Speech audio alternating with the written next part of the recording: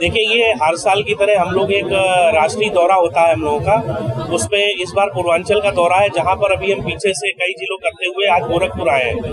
गोरखपुर में हमने आज लोगों की समस्याएं सुनी और देखा कि इनका मेन मुद्दा व्यापारिक जो आजकल उत्पीड़न हो रहा है उसको लेकर है। तो हमारी सरकार से 2-3 मुख्य मांगे हैं। एक तो सबसे पहले स्वर्ण कला बोर्ड की यहाँ स्थापना होनी चाहिए। वो एक ऐसी मांग है जिससे हम सभी लोग और सभी कारीगरों को और सभी स्वर्ण व्यवसायियों को बहुत ही सपोर्ट करेगी। दूसरा, 411-12 धारा एक बहुत ही विकट समस्या है हम लोगों के लिए। हम लोग चाहकर भी गलत नहीं करते हैं, लेकिन उसके बाद भी कुछ प्रशासनिक अधिकारी हैं जो हम लोगों के साथ उत्पीड़न करती है। तो हम चाहते हैं कि सरकार ऑन द स्पॉट अरेस्टिंग ना करके पहले उसकी जांच करे और अगर उसको लगता है कि ये गलत है तो उसको पकड़े। तीसरा, आजकल सबसे बड़ा हम लोगों के सामने विकट समस्या है पीएमएलए एक्ट। हमको ये नहीं पता है कि हमारे पीछे से किस संसाधन से पैसा आ रहा है। हम नंबर 1 से काम कर रहे हैं, लेकिन उसके बाद भी पीछे वो आतंकवादी संगठन का है या किस संगठन का है मुझे नहीं पता, लेकिन हम नंबर 1 से व्यापार कर रहे हैं। तो उसमें क्या है, अभी कुछ ही समय पहले 7,000 खाते सीज किए गए थे, जिसमें हम लोगों का व्यापार बाधित होता है। इसके अलावा सोने और चांदी के जो ये अप डाउन्स है, तो इसमें हम लोग चाहते हैं कि एक ही रेट पूरे भारत में खुलना चाहिए, जो कि आरटीजीएस सहित जो एमसीएक्स का भाव होता है, जो आरटीजीएस का भाव होता है नंबर 1 का, वही भाव खुलना चाहिए, अन्य कोई भाव नहीं खुलना चाहिए।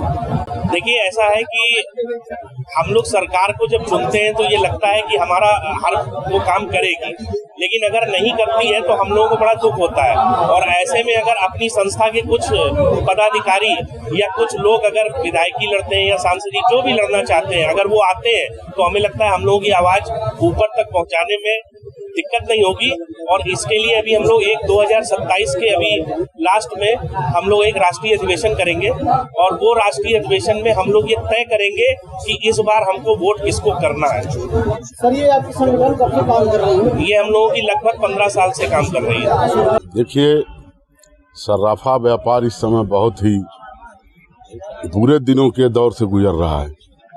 सरकार की तमाम ऐसी नीतियां सिर्फ सर्राफा व्यवसाय पे लगाई जा रही है।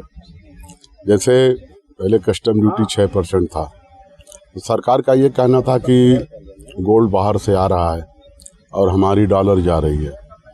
ये बताइए, आदमी के लोकतंत्र में किसी संवैधानिक अधिकारों का तो छीनना नहीं चाहिए। हम कमा रहे हैं अपने परिवार बच्चों के लिए, तो आदमी गोल्ड खरीदेगा। जैसे मोदी जी ने कहा कि साल भर कोई सोना चांदी नहीं खरीदेगा। चलिए ठीक है, हम देश के प्रगति में, देश की उन्नति में उनके साथ हैं, लेकिन ये बताइए उसके बाद इन्होंने 6% एक कस्टम ड्यूटी 15% कर दिया।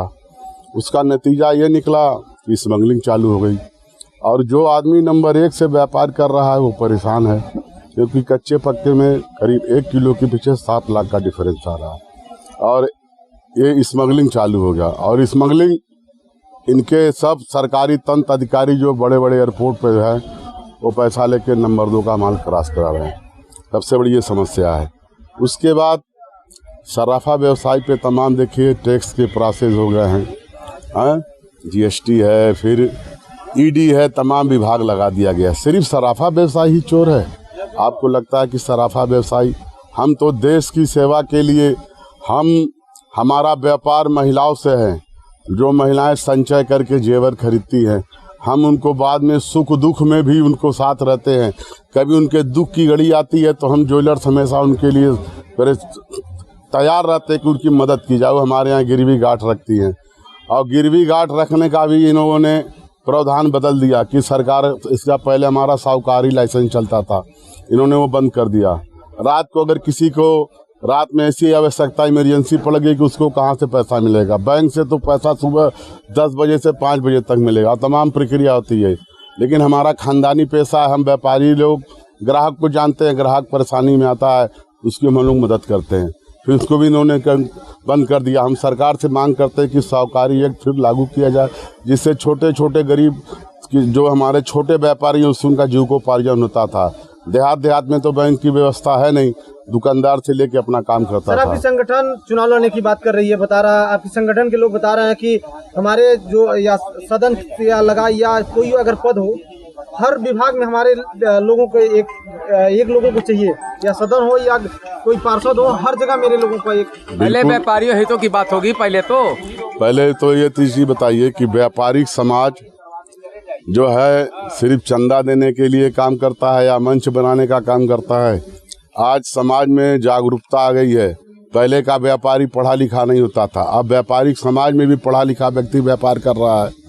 तो हम लोग भी चाहते हैं कि हमारी राजनीतिक सहभागिता होना चाहिए, क्योंकि कोई भी पार्टी व्यापारियों का वोट लेके उसके बाद उनकी समस्याओं को नहीं सुनता है, प्रताड़ित करता। अगर हमारे समाज का व्यक्ति जाके सदन में रहेगा या सांसद में रहेगा या विधानसभा में रहेगा तो व्यापारी की पीड़ा समझता है, क्योंकि वो व्यापारिक समाज से आता है। तो व्यापारिक की समस्या को उठाएगा, जो सरकार तक पहुंचाएगा, तो सरकार इस पर निश्चय ही मनन करेगी और सोचेगी।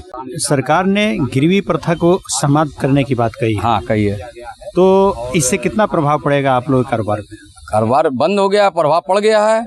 हम लोग यही मांग है माननीय योगी जी से, माननीय नरेंद्र मोदी से, साहूकारी लाइसेंस फिर से चालू किया जाए, जिससे हम लोग का जीविकोपार्जन फिर से चले। ये बंद होने से बहुत नुकसान है। तो इसका लाइसेंस पहले से जारी था? हाँ, पहले जारी था। माननीय जेटली जी वित्त मंत्री के जब थे उसी वक्त ये बंद कर दिए। अच्छा। हाँ, तत्कालीन वित्त मंत्री माननीय अरुण जेटली जी ने बंद कर दिया। ये हमारी मांग है सरकार से, केंद्र सरकार, उत्तर प्रदेश सरकार साहूकारी लाइसेंस फिर से व्यापारियों के हित में बहुत जरूरी है। ये हमारी डिमांड है। और ये समागम आज हुआ है, समागम ऑल इंडिया ज्वेलर्स एसोसिएशन और साहूकार संघ का। ये इसलिए हुआ है कि माननीय मोदी जी, माननीय योगी जी से अपनी समस्याएं वहाँ तक पहुँचाएं। मुकुल गोयल जी जो हमारे राष्ट्रीय अध्यक्ष हैं, मुकुल गोयल जी, उनके मार्फत हम लोग वहाँ तक बात पहुँचे, अपनी परेशानियाँ था। क्योंकि इस समय ज्वेलर्स, छोटे ज्वेलर्स भुखमरी कागार पा गए। कितनी देश में, प्रदेश में, जिलों में दुकानें बंद हो गई। छोटे कारीगर जो हैं जेवर बनाने वाले, उनकी कम से कम 50% दुकानें बंद हैं, रोजगार बंद हो गया। क्या नाम है आपका? राजीव प्रताप सिंह, मीडिया प्रभारी, ज्वेलर्स उर्दू बाजार गोरखपुर। सरकार द्वारा स्वर्णकारों के लिए, ज्वेलरी कारोबारियों के लिए नए नए नियम लागू हो रहे हैं, उससे व्यापार पे कितना प्रभाव पड़ रहा? असर तो पड़ ही रहा है, काफ़ी असर पड़ा है। अभी कुछ दिन पहले जो है मोदी जी ने जैसे ही कहा कि 1 साल तक जो है सोना ना खरीदा जाए, तो लोग खरीदना तो बंद कर दिए। लगभग जो है 60% लोग जो है खरीदना बंद कर दिए। और जो 60% खरीदने वाले थे वो मध्यम वर्गीय थे, क्योंकि सोना अधिकतर जो है वो मध्यम वर्गीय परिवार में ही खरीदा जाता है। ठीक है, तो ना खरीदने से जो है स्वर्ण आभूषण व्यापारियों पे फर्क तो पड़ा ही पड़ा है। सरकार को सबसे ज़्यादा चंदा, सबसे ज़्यादा सहयोग तो स्वर्ण व्यवसायी करते हैं।